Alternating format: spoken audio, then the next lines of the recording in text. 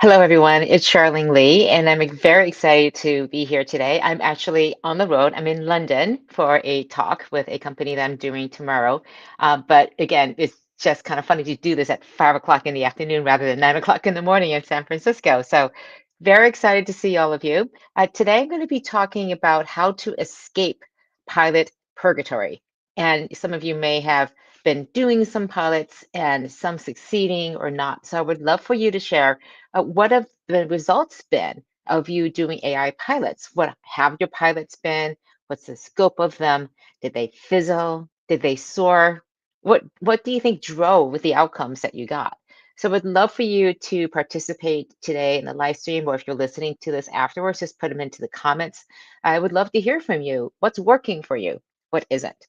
And I'm going to share with you some of the research that's been out there recently, and also some of the own research that Katja Welsh, my co-author, and I have done, looking into what is it that companies are doing to actually make AI work and create value in their organizations. So let me get into it. All right, where are my slides? All right, here we go. And you can get these slides here at this location. So bit.ly/pilot purgatory CLI. So just go ahead and take a look at that. Let me just get into it. So some of you have probably seen the MIT study that said that 95% of AI pilots are failing. And what the report says is that it's not typically because of the technology not working, it's the way these pilots are constructed and put together. And I want to go into a little bit more detail about what it is that happens inside of these pilots, what you could be doing differently, and just some of the dynamics inside of organizations that we're seeing. So, a couple of things. This is what a typical AI pilot looks like. There is a small budget. They have access to a little bit of data. There is no P&L owner because nobody really wants to own it because it's a pilot. And the focus is really on the technical side as a proof of concept rather than really looking and seeing, does it actually drive business outcomes? And I had an interesting discussion last week when I was talking to an organization about pilot purgatory, as they called it. And they shared that their IT department would shove things into pilot mode because they didn't want to commit resources, really valuable resources, to something that may or may not be a serious endeavor on the part of the business owner. So they saw a lot of business people just come in and say, hey, we want to do a pilot with this new technology. What do you think? And IT be like, okay, whatever, we'll set you up with a pilot. Here you go. And barely support it. And it was basically a way to get it out of their door and not have to deal with it. And they set up a little pilot to keep people happy so they could go and experiment. So this is the reason why a lot of AI pilots or experiments fail because they weren't set up to succeed in the first place. When nobody really puts a stake in the game, where it's not clear what the value is, and we're just going to try something, literally the throwing the spaghetti against the wall to see what sticks, of course, 95% of it is not going to stick. So I think what we're finding is this is happening, that there are three flaws to this approach. First of all, it's very vague in terms of the metrics. Again, there's no path to scaling it. There's no planning around it because, well, we're just going to see if it works. Well, what does work mean? That it's technically feasible, that you can actually hold together. So there's no plan that if it does work, well, then what do you do? There's a commitment behind it. There is no planning for the resources. How is the process going to change? How are we going to organizationally change? What skills you need, the people you need. So these pilots are guaranteed not to go anywhere. And then finally, there's no a clear decision deadline of when things are going to be decided. Is this going forward? Is it going back? It basically these pilots just drift around. And basically nobody really wants to kill off somebody else's baby, but at the same time, nobody has the ability to greenlight it to actually scale and become something that has impact. So we're caught in this endless cycle of, wow, this is great.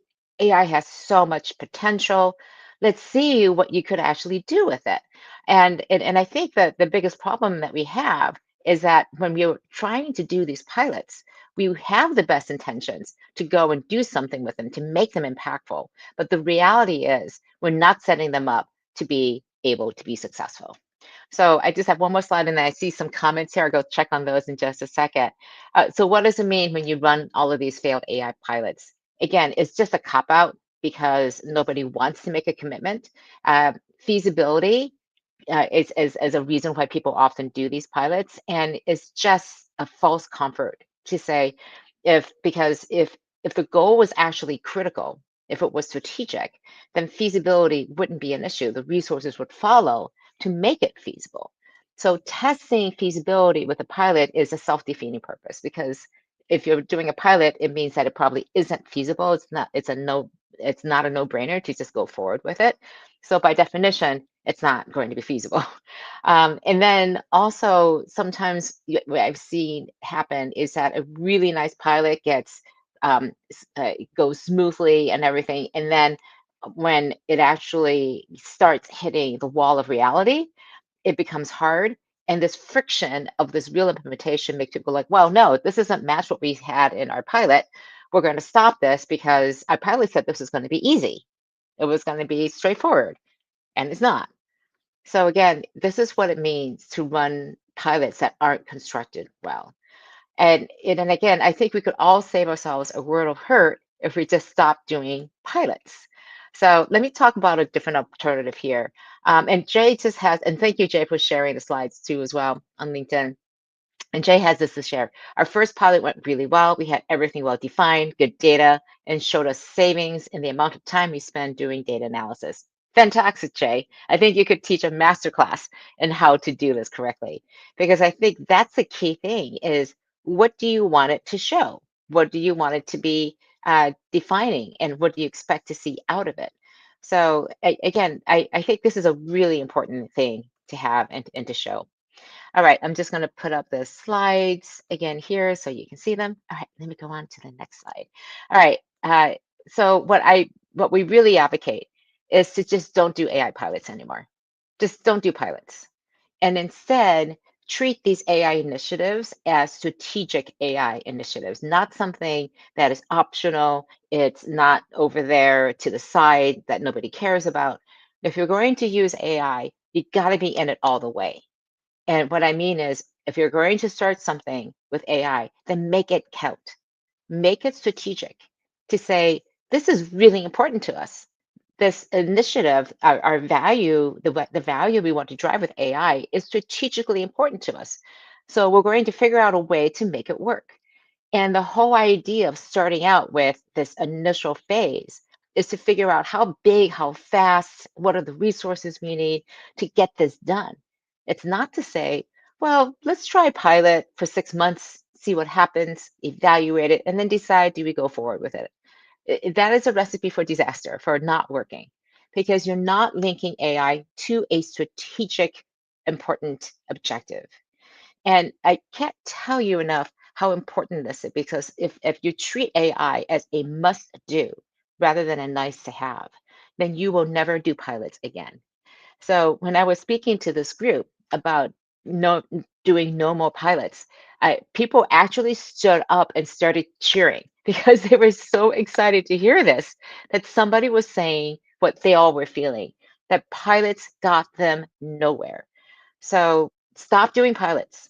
Don't do AI pilots anymore. Instead, pick a few strategic AI initiatives that are going to make a big difference.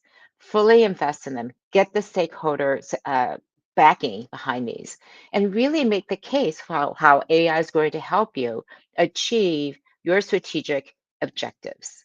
Now, one of the things that I think is really important is to make sure how do you figure out which are these objectives, which of these initiatives are the ones to prioritize? And this is a really good question to you. Prioritize based on feasibility. Well, I just said feasibility should not be a determinant because it might become more feasible because you have new people, new skills, or you hire somebody, or you partner with somebody, or the technology may change so quickly that it becomes feasible now. If you didn't have the data that you needed, how could you use AI to actually make that data usable? It's one of the most interesting uses of AI is to make your unstructured data usable.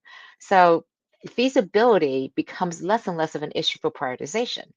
And instead, we believe that prioritization can come from two things: the size of the value and the speed at which you can get to value.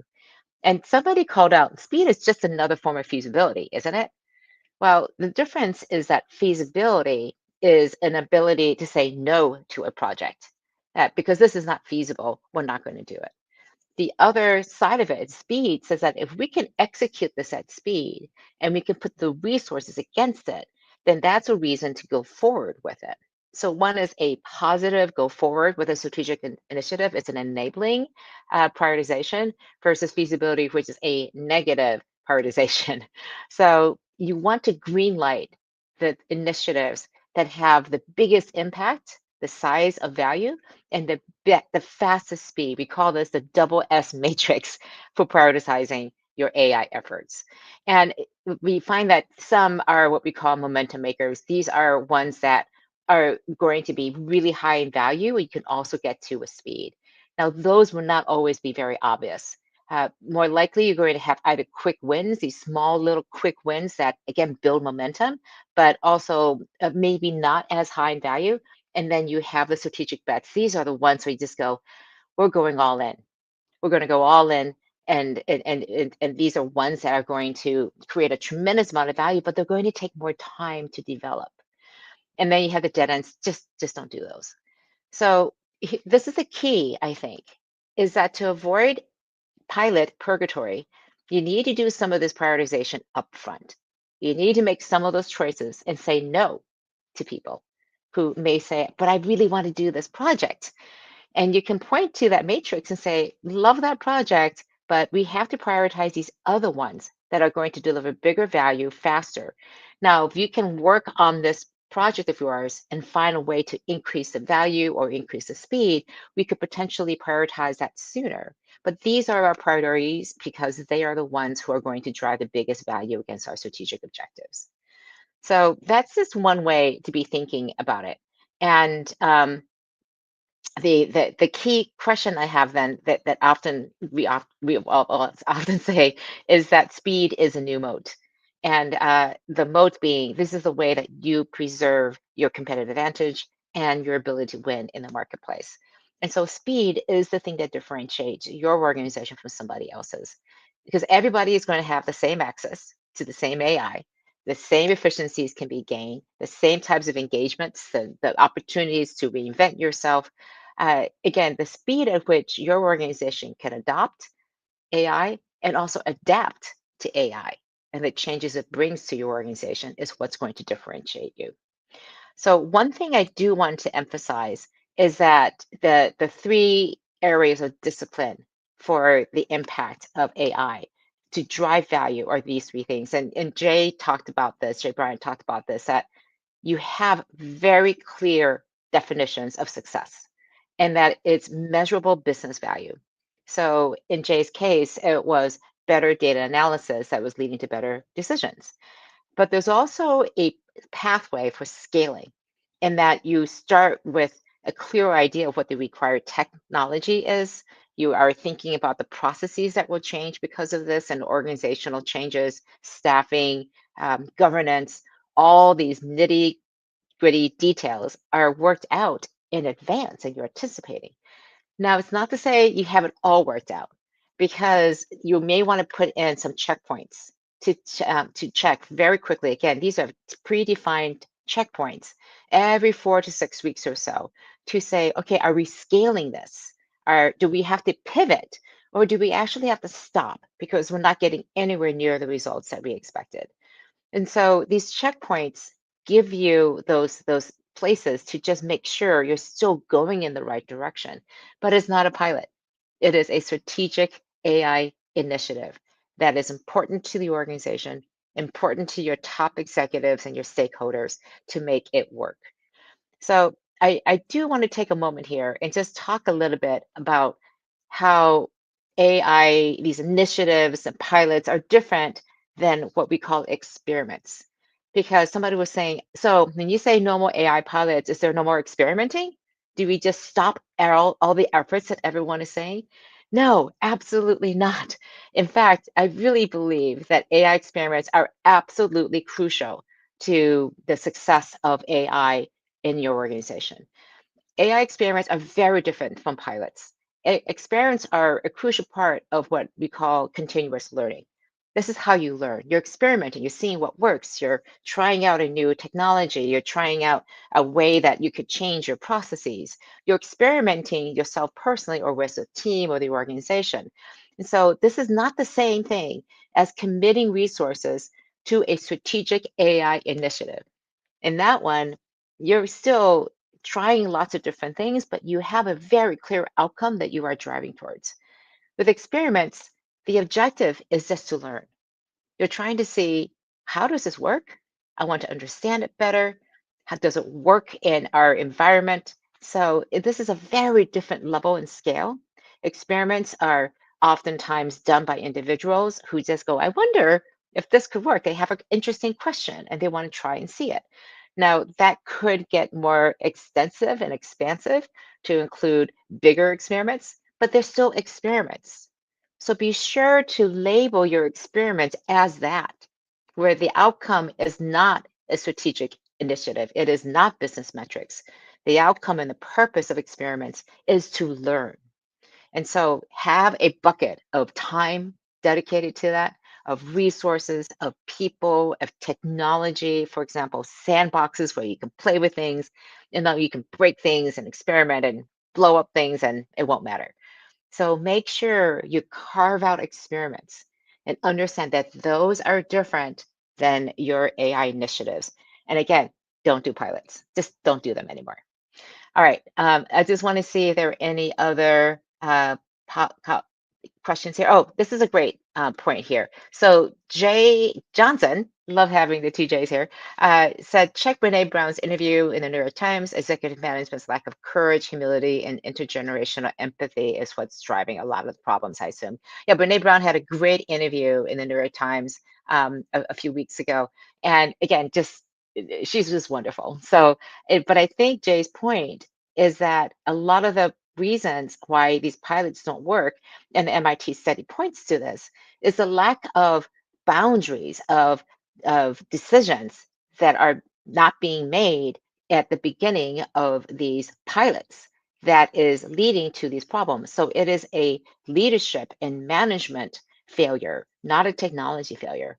So of courage, humility, and empathy to actually make these really hard decisions. So I want to go on to that and just talk a little bit about these tough decisions. Great segue into this. Um, and that is to design for friction. As you are designing these AI initiatives, realize that there's going to be a lot of conflict and that you want to design the initiative and the rollout of these AI initiatives with that in mind, because conflict and disagreement is where innovation happens. If it was clear to everybody and you're operating on a consensus basis, then you're not going to get very far, because if everybody has to agree, you're going to go at the slowest common denominator of everybody's lowest risk appetite for change. And that is just not speed. And so knowing that you're going to agree and disagree about many things is a really important part when you're setting these things up from the very beginning. I love people have heard me talk about Amazon's leadership principles. I'm a big fan of them, and especially the one about have backbone, disagree, and commit. And so this goes back to that Brene Brown interview about having courage, the courage to disagree, to have backbone, to stand for what you believe is the right path, and then disagree strenuously. And then in the end, when the decision is made, commit 100% to whatever the decision is, even if it's not the one that you were advocating for. And organizations that have that kind of leadership, that have that kind of culture, are going to succeed very well in the AI space, because you can make decisions cleanly and very quickly and then be able to move on. So again, one of the biggest issues we see in organizations is that decision-making processes are gunked up in terms of what basis do we make decisions on? How do we make decisions? Who gets to make decisions? And then very importantly, who owns those decisions? Ideally, there is a person making that decision, but the entire team is responsible for the outcome. So, and again, if it didn't work out, then the team owns it and says, we made the best decision we could at the time. Clearly, now we've learned a lot more. We'll make a different decision the next time. So again, I do believe that having very clear ways to design for friction inside of the design process for these initiatives in the beginning is extremely important. The other thing I would say is about shadow AI, and the MIT report talked about this quite a bit. In that when pilots don't work, or when people are trying to get AI to work, and the pilot process just completely falls apart, doesn't result in anything moving forward, then they do what we call shadow AI. They're going off and just doing it on their own, without IT, without security, and that's not good. And one of the things you can do is to tap into all of that energy that is spread across the organization. It may not be organized right now, but your ability to harness that energy and that desire to do something with AI, to get started, to channel all of that energy towards a few strategic AI initiatives is the really good use of time and energy to again focus that energy into a very specific place. Oop, and let me just hide this one and put back the slides. Here we go. Um, let's see. Let me go find. I can't find my stuff here anymore. Here we go. Actually, if you do have any more pilots that you would share, I would love to hear from anybody who's out there. But I do want to say just one more thing about the shadow AI energy, and that is it's so important, I think, to tap into again this widespread interest in AI. And one of the things I find very encouraging is empowering this edge. And this is it's taking and picking some of the strategic initiatives that you have for AI applications and really seeing how you can channel that energy by putting the technology in the hands of people at the front lines. These are frontline employees, the managers, the teams. And I think Walmart is a fantastic example of a company that's doing this at scale. So they introduced a set of tools, AI powered tools, into US stores. And over 1.5 million US store associates now have access to them. And it includes, for example, a task management planning. They're using data, using AI to help with scheduling, for example, helping teams plan shifts, which is the most difficult thing to do because people want so many hours. People want to take some time off. They want to work certain shifts. And so AI is fantastic at doing that type of optimization. The other thing they're doing is giving associates, again, these are people at the front lines, some AI tools embedded into their applications on their mobile devices. And it gives them access to, for example, get support for various work tasks. It has translations in there, including some commonly used Walmart terms. It has support to answer customer queries. And they were reporting, Walmart, this is self-reported, Walmart is saying that about 900,000 workers are using these AI tools on a weekly basis. And I want to share that because that's AI at scale. It's nothing super glamorous. It's not some sort of agentic AI that's being rolled out, but it's having a huge impact by putting these somewhat basic tools, but they're tapped directly into Walmart systems. It's actually making a big difference in helping address really big issues like work scheduling and also giving the knowledge and the information to store associates at their fingertips in the places where they already work. So those are, again, I think it's a great example of how Walmart just went, look, this is something we can use AI for. It's not a pilot. It is a strategic application of AI from the very beginning of how you can roll out AI and have it start creating value from the start. All right, let me just go on to just a few more slides here. And the question becomes, the MIT study also showed that it was an interesting stat that if you were partnering with somebody outside, either as a partner or buying something, you were twice as likely as to be successful compared to internal builds. Now, again, that's kind of like 5% versus 10% or something, but it's still, uh, the idea is that, again, I do believe a lot of the idea of buying or partnering versus building internally is speed. It's getting that expertise in, it's getting you past that initial barrier to allow you to start scaling. And there are some circumstances where I think it's helpful to build. Southern New Hampshire University had a great conversation with Robert McAslin there, the person who's leading their AI efforts. And again, this is a university, not necessarily known for being fast moving in terms of industries. But Southern New Hampshire University, SNHU, has been at the forefront of online learning with, I think, believes 200,000 online learners now. And one of the things they started doing early on was to build, to use AI to just understand it. They were doing experimenting, they were doing a couple initiatives just to understand how things would work. But that was, again, experimenting to learn so that they could become better buyers of technology instead of relying on vendors or their partners to come to them with a full-blown solution, they were going to their partners and vendors and saying, we would like to do this. This is what we know about our systems. This is what we need from you. Here is our criteria. What can you do for us? And it allows them to be a much better partner and customer than if they weren't actually building and experimenting.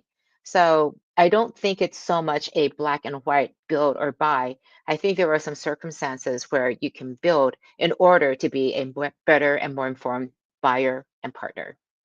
All right, a couple, I think this is the last slide. Yep, it is the last one. And I just want to say, this is how you say goodbye to pilot purgatory. If you're stuck in it, this is how you get out of it. Pick one. Pick one business critical problem that you can apply AI to and pick a fairly big one. Again, you can line up a bunch of problems, identify all the different ways AI can support and solve and address that problem or challenge, and then pick one and see how it feels. So maybe develop a couple of them, just sketching them out, and define the metrics. Think about how you would scale this for impact, for value. And then think about the deadlines that you would have to put in order to put those check-ins. Get the sponsorships and the resources, because again, if it's strategic, then people are going to want to support it. And then reframe or end all the other pilots that you're doing that don't meet the standards, that don't support this particular business critical problem. And that's how you get out of pilot purgatory. It is about green lighting the most strategic, impactful AI applications that you have and taking the other ones and saying, we're going to end these pilots. Either we do them or we're not. Either we're in or we're out. But if you're going to do an actual pilot, an application that you believe is going to drive business results, then do it. Get the resources. Make sure you're understanding what the impact's going to be. Get the stakeholders, and only work on those that you can actually see a path to scaling. So I think it's so important for us to take, again, the strategic look. It's not trying to do everything with AI. And again, I want to differentiate between sort of like, of course, you're going to use it maybe for personal productivity. These are the initiatives that you want to greenlight as an organization to drive outstanding, impactful value for the organization. All right, so let me just see a couple other quick questions and comments here. Jay has a bunch of questions about, again, employing the mind of a 6-year-old, the beginner's mind, asking why, and that friction is, of course, an organizational learning. And then and I think the last point is humility to learn from entry-level staff. I think that's a great point. Gen Z, we can learn a lot from Gen Z, right? So that's what I have for today. I'm going to be traveling still next week in a completely different time zone in Singapore. So there's no way I could figure out how to do a live stream next week. So I will literally, I think, be on a plane at that point. So join me in 2 weeks, September 30th, and we're going to discuss how to build an AI ready culture. What are the 5 traits that we find in our research to build an AI ready culture? So take care until then. Go and slay all those pilots that you have out there. No more AI pilots. I know it's a bit controversial, but I think you'd be much better off if you are moving away from pilots and moving towards strategic AI applications. Take care, and I'll see you all in 2 weeks. Bye bye.